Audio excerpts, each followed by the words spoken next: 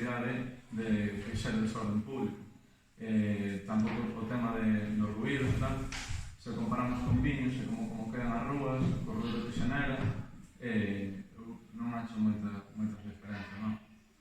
Eu considero que a solución non é a criminalización, os máis trabas ao desenvolvemento do botellón, senón é xerar, ofrecer á mocidade outras alternativas de ocio, alternativas que do goberno local non son as que están ofrecendo, non?